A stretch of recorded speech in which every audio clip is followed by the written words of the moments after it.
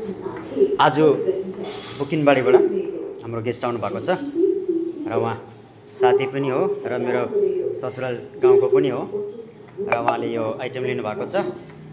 नाङ्लो, यो चाहिँ मिक्स नाङ्लो, साथमा मोमो प्ल्याटर, नाङ्लोमै हो यो पनि नन भेजको। र यसमा चाहिँ तपाईँको chilli momo, gravy momo, chocolate momo, fry momo, Kurkure momo, creamy momo सबै छ, साथमा झोल मोमो पनि छ।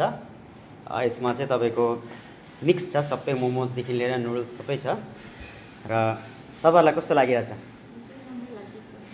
तपाईँलाई भन्नुहोस् न, राम्रो लाग्दैछ तपाईँलाई?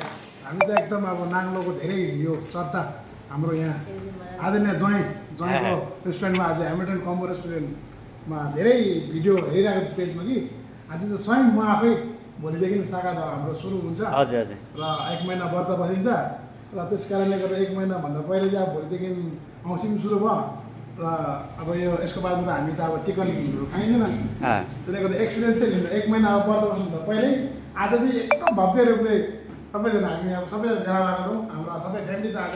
हिम्मत गर्नुभएको हो त्यसो भए दुइटै? एकदम हिम्मत गरेर आयो कि ल यसरी हिम्मत गर्नुपर्छ। गरेर आएको छु हो। खालि त्यो फेसबुकमा हेरेर मात्रै मुखमा पानी मुख मिठाएर हुँदैन है, आउनु पर्यो, खाइदिनु पर्यो है, खाइदिनु पर्यो। ल ठाटले बसिकिन एक्सपिरियन्स लिनु पर्यो एकदम चिताएपछि त बिताल्नुपर्छ खानेकुरोमा त।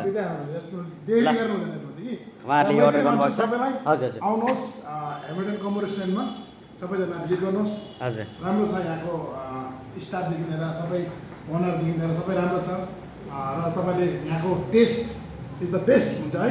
त्यसले गर्दा आउनुहोस्, भिजिट गर्नुहोस्। र मेरो जति पनि अब मलाई हेर्ने जति पनि भ्युवर्सहरू छ उहाँलाई म यति नै भन्छु, आउनुहोस्।